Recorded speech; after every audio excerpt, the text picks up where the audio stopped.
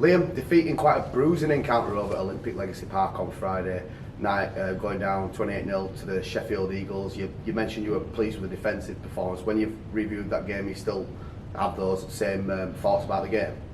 Yeah, I haven't changed my opinion. Obviously, we're disappointed to lose the game, and there's plenty of areas that we could have been better in. But in terms of resilience and defending our try line, we spent most of the game there. We showed some real character.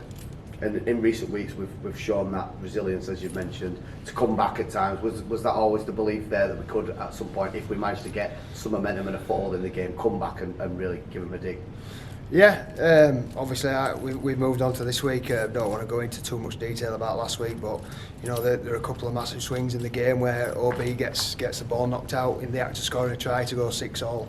The Sheffield try just before half time, when it's flicked back in, we've pretty much dealt with it, and it's a freak try and stuff like that. So we're not going to go delving too far into it. They're a big effort and a couple of massive swings within the game, but turning up for each other and resilience, and even showed in the very last play of the game with nothing to play for.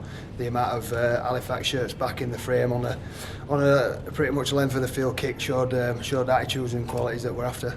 It was a fiery encounter as well, like a couple of yellow cards and a red card for Zach. Is that lack of discipline worrying? No, I don't think so. Obviously the red card will get dealt with in due course, and we'll deal with that and go do our due diligence on it. And the yellow card for Cav was just nonsensical. He didn't do anything, so that's no issue to me. Any injuries to report from that Sheffield game? No, all good. All came through all right. Usual bumps and bruises, but yeah, we should be all right. Moving on to this weekend then, back at the Shay after a long couple of weeks on the road, welcoming rivals Featherstone Rovers to our home stadium for the first time in best part of 6 weeks. You must be excited to be getting back and playing down there. Yeah, we are. We're massively excited to get home, and obviously didn't want to have to take one game on the road, but we did, and we got the job done over there at Wakefield the other week. So yeah, it'll be good to be back home, and there's no better rivals to play at home than Featherstone, is there? And we need everybody down there to get behind us. And when the lads are doing the tough periods, the help that the support give us is massive. And obviously they've been a bit indifferent in terms of their form. I think they've lost 6 of the last 7. When you've reviewed them, is there anything you can put your finger on at the moment for why they're not performing as people expect? No, it's a tough competition, and if you're not quite on it, or you're struggling a little bit, you get knocked off in this competition. And the previous 5 weeks, that's all that happened to Featherstone. They listening to their coach, they're obviously disappointed with the performances, which you generally are when you've lost. But they bounced back in style last week, didn't they, and got a good win, so they'll be pretty confident, and we're expecting the best version of them this week. What's training been like? What's the mood been like in the camp leading up to this big game?